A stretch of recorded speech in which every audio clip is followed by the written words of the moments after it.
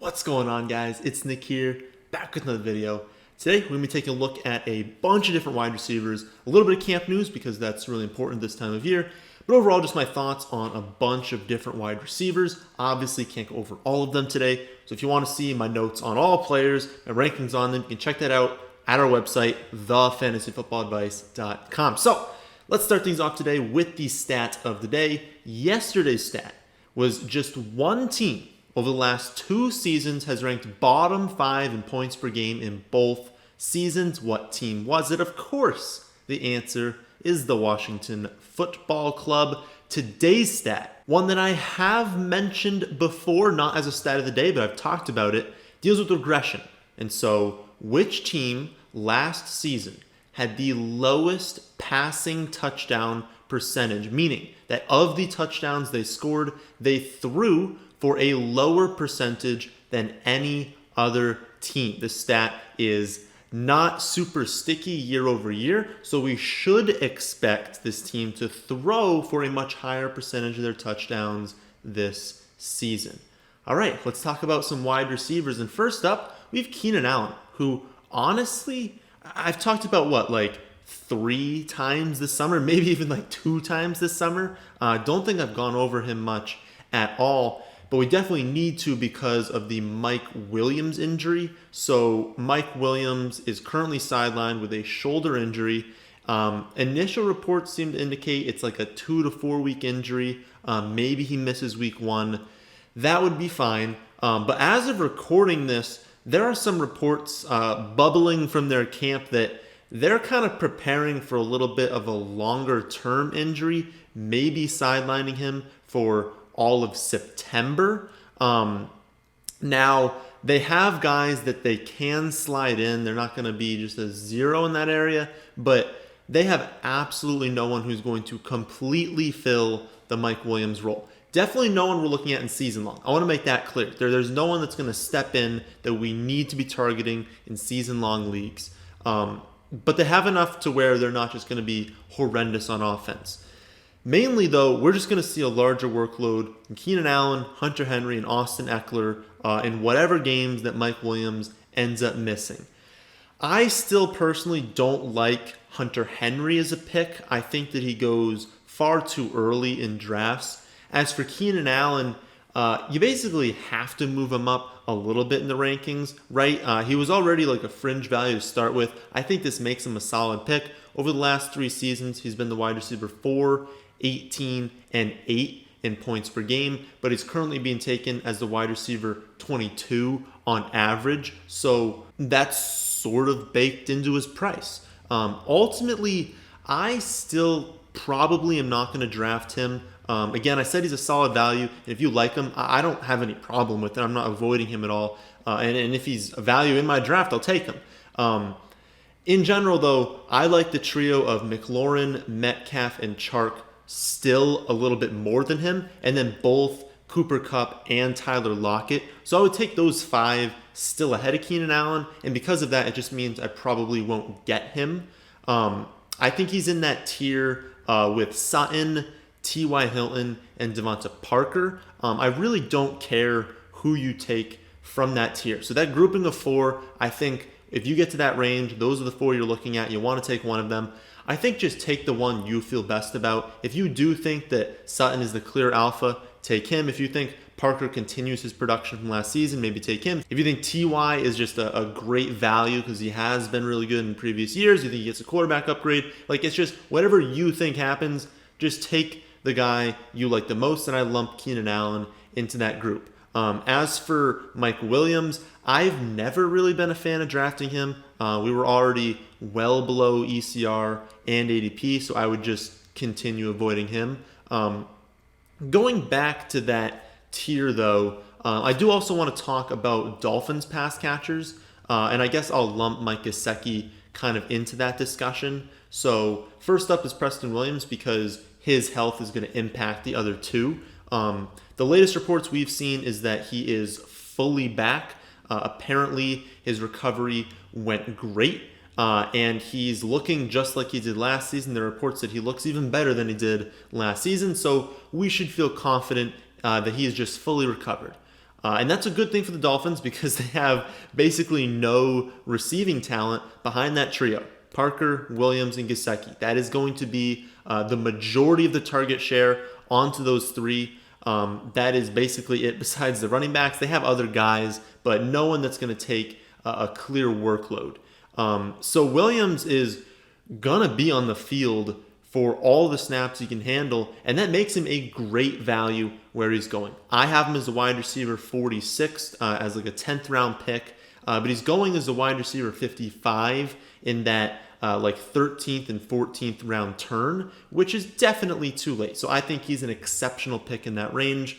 As for Parker, I do think he's a solid pick too. He's not as much of a slam dunk because of course he goes earlier. I think the value on Williams is slam dunk, honestly. I think for Parker, he's a good pick. He goes as wide receiver 27. He's my wide receiver 25. We, of course, have loved his talent, but he just finally put it together last season. So I actually made videos like, I think 2 years ago, trying to predict this DeVante Parker breakout. It, of course, just wasn't happening. And then, the one season that we don't hype him up, he goes off. Funny how that seems to happen, but he puts it all together last season. I don't think it's a fluke. Some people might argue that. I think the talent has just always been there. He just hasn't done it. He just hasn't put it together for a full season. And I think now that he's done that, now that he's clearly established himself as the top option in that offense, I don't think he's going to go back to his old days of being extremely inconsistent. So again, I think he is a very, very good pick in that range. One guy I'm not sold on is Gesicki. And I know that's actually a polarizing take. I know a ton of people love him this season. But he was really bad with Williams on the field last year. And I just don't see a case for taking him over Hawkinson and over Noah Fant. And then if you miss out on those guys, instead of just taking Gesicki right after them, I'd rather just wait a little longer and take one of Chris Herndon, Dallas Goedert, Blake Jarwin. Like, there's a lot of guys you can get basically at the end of the draft to where I just don't want to take Gesicki over them. So I would prefer, honestly, here's how tight end shapes up for me. You're trying to get Kittle at the very beginning, and if you don't get them, you're trying to get Hayden Hurst. If you miss out on Hurst, and again, we're not actively targeting these guys like no matter what, you have to get them. This is, if Kittle becomes a value, take him. Okay? Now, if Hurst becomes a value, take him. Now, when you're looking at Hawkinson and Fant, if they become values, take them. But if at all those points, like people were kind of reaching on them, you didn't love taking them when your pick came up, that's fine, because we get to Herndon and Goddard and Jarwin, and we get to all these guys late to where it's like, okay, you missed out on all those values. It probably means you got values at other positions, so now we take tight end. That's how I see tight end shaping up, and I don't really see Gesicki in there, because when Preston Williams played in weeks 1 through 9 last season, in those games, Gesicki was the tight end 28 in points per game, averaging 4.4 targets per game and 35 receiving yards per game. We see Williams tear the ACL, and then we see Gesicki jump up to 9th in points per game, averaging 7.3 targets, still only 40 receiving yards per game.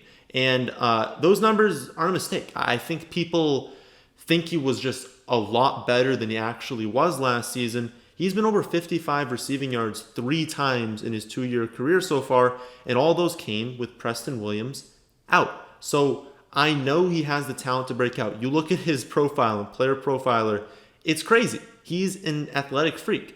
I'm just a little bit hesitant, given how bad he was with Preston Williams in the lineup last season. And with, like I said, so many awesome flyers late, I don't really want to spend a 10th round pick on Gesicki when I can just wait 4 more rounds and take someone I think has the exact same upside. Next, let's go over Marquise Brown. Have not talked about him in a while. So, of course, we all remember what happened to begin last season. He misses most of the offseason with the foot injury, then plays just 14 snaps in week 1, but posts a 4 for 147 and 2 touchdown stat line. After that, it was really up and down. He had a few good games, but he closed the season extremely poor. He scored 0.6, 1.3, 12.5, 1.1, and 2.5 fantasy points in his final 5 games before having a really nice playoff game. 7 receptions, 126 yards on 11 targets, and of course the playoff loss in their first round. So if you're drafting Brown, it's not because, honestly, the numbers last season. Like, obviously, the numbers last season at points showed his upside. But overall, it wasn't just a fantastic rookie season. You're drafting him based off of what he could do this season. He should be fully healthy entering the season. He's pretty clearly the top wide receiver option. They don't have anyone behind him that's actually going to threaten him for a real target workload. He is definitely their primary deep threat. They, of course, still use Mark Andrews deep downfield, but when we're looking at their primary deep threat, it's Marquise Brown. Right now, if you want to know where he's going on average, wide receiver 28, late 6th round, which is almost exactly where I have him ranked. So it's not that he's some incredible value, but I think he's a good pick because he's the exact type of player we like to target in that range. We're outside that range where we're really looking at guys who are safe, that we want to guarantee have a workload, are going to be good, right? Those first 4 rounds, we want to be sure. Once we get into the 5th, the 6th, the 7th round, we want to take a little bit more risk. We don't need that floor to be there as much. We think we've gotten that floor at the beginning. We want to take shots on players who have upside.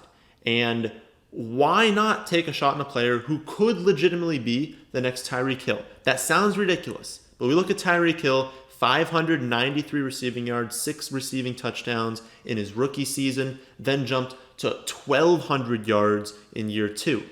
Brown only had 9 fewer receiving yards and 1 more receiving touchdown in his rookie season on a significantly higher yards per reception. So we look at Hill. Obviously, he has, Patrick Mahomes throwing the ball, the best quarterback in the league. So I'm not saying that Marquise Brown is going to be better than Tyreek Hill. Not at all anything that I'm saying. But they can be similar players. I think Marquise Brown can produce kind of like Tyreek Hill does. People are going to argue that, well, Lamar Jackson's, he's not a good throwing quarterback. I know he just led the league in passing touchdowns, but people still don't think he can throw. And they're definitely going to say, he can't throw deep. He ranked first among all quarterbacks in EPA on deep passes last season. So he can get the ball downfield. And with how good their run game is, play action is going to be very, very effective on the Baltimore offense. And so he bulked up this season. He should be good to go. He had surgery to remove a screw in his foot in the offseason. That should make it so that the foot is not an issue moving forward. So if he's healthy, he's bulked up, he's still got that speed, he's in year 2, he's got a great quarterback, a mobile quarterback, a great run game, there are going to be a ton of games where Marquise Brown just goes off. He has, like in week 1 last season, 4 for 147 and 2 touchdowns. That's going to happen more frequently this season. I know that makes it better for best ball, but that also makes it really nice in the flex. There's a very real chance that you just put them in the flex every single week, and you're going to have a few duds when they kind of beat teams by a lot and they can just run the ball in the second half. But the weekly upside he's giving your team is going to be incredible. Now, I'm not saying it's a lock. It's definitely kind of like a Will Fuller play where we know the floor is a little bit lower than we would like, but the upside is so great that it makes up for it. So I think Marquise Brown is a good pick this season. Final player we'll go over today is one that I'm actually a little bit torn on, so I wanted to do a more in-depth breakdown on, and that's A.J. Brown. You guys know I love his talent, and there are a ton of things going for him, but there are also a few factors working against him. So why don't we break him down? So he's the wide receiver 17 on average off the board, going in kind of that mid-4th round range, exactly where I have him ranked, to be honest. So I have him ranked exactly where he's going on the majority of sites. Of course, working for him is his athletic abilities. He's very gifted athletically, and he's great after the catch. And he's got a ton of weekly upside because of that, because he gets a lot of deep targets. And he gets a lot of his production after the catch, so he doesn't need to be amongst the top 10 in targets, right? He can produce with fewer targets, which is obviously good because we know this is not a high volume offense. And also, if we look at last season, he was a part-time player until basically week 10. We look at the first 4 weeks, he was playing less than half the snaps. Look from week 5 through week 10, it was more in that 50-60 range. For 50-60% of snaps, not total snaps.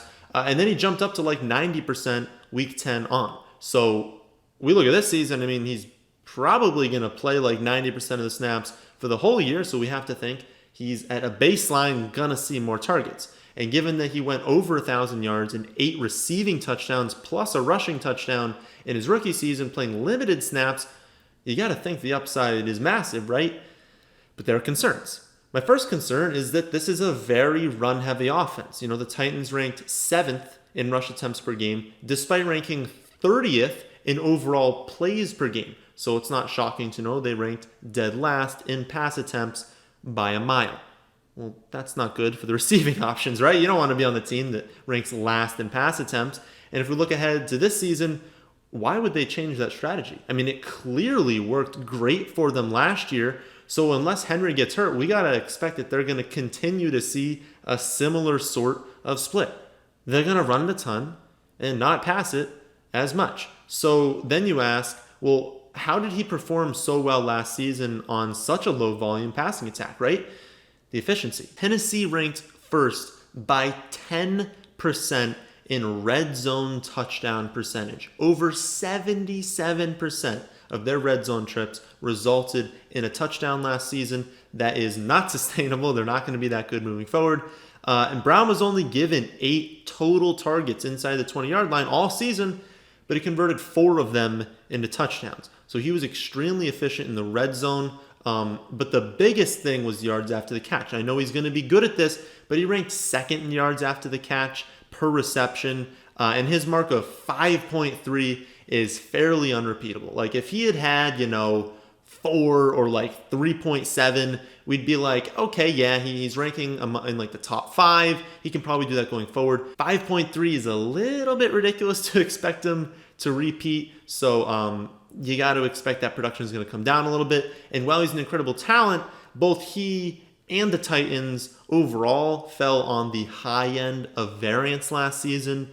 And despite that, he was only 25th in points per game. So if we look at his production last year, you got to realize it was a little bit lucky. I know he's a great talent, but scoring 9 total touchdowns on as few receptions as he did was lucky. Having such a high yards after the catch per reception was a little lucky. Their total touchdowns was on the high end of variance. You combining all these things and being only 25th in points per game among wide receivers, that's a little concerning. And so then we say, okay, well, again, we talked about he was limited in the snaps. What did he do in the playoffs, right? Because in the playoffs, he was a full-time player. He's playing 90% of the snaps. Again, I know he had some tough matchups and he was a rookie, but among all 3 playoff games, 5 receptions, 64 yards, 0 touchdowns. He scored 0.9, 2.3, and 6.6 fantasy points in each of those games. Again, playing about 90% of the snaps. So I understand expecting him to take a step forward this season because of just being a better receiver. He's a rookie. He's going to improve, but he's going to have some duds. You got to realize the floor is pretty low on a week-to-week basis. He still did have plenty of kind of mediocre games, playing 90% of the snaps last season, and so you can't just look at that and say he's going to be great. You got to look at these playoff games. They were trying to win these games, and he just wasn't that good. That all being said, I do think he deserves to be ranked in that 4th round range. I'm not going to change my ranking on him. I do like where I have him. I don't see a scenario where I ever move him up. So I think at 17 is kind of his peak. I really can't see him moving into that tier right above that has guys like Calvin Ridley, like Juju, Mike Evans, Amari Cooper. I think all those guys are pretty clearly ahead of A.J. Brown. And I do think he deserves to be in the tier of those guys that I like. Metcalf, Chark, McLaurin, Cooper Kupp, Tyler Lockett, that kind of grouping there, I think that's where A.J. Brown deserves to be. I'm not convinced he's an extremely safe pick. I do not have him listed as a target because I don't generally end up with him in my mock drafts and in the draft that I've had so far. But I think if you like him, you think he has a great season, this is kind of where you're going to need to be taking him, and I think it's fine. But again, not a target in my eyes. So, those are my thoughts on a number of different wide receivers. Again, can't go over everyone, so if you want to see my notes on all players as well as my exact rankings, you can check that out at our website, thefantasyfootballadvice.com. That's the end of this one. Hope you all did enjoy. If you did, how about hitting that like button? And how about subscribing to the channel if you're new? Thanks for watching.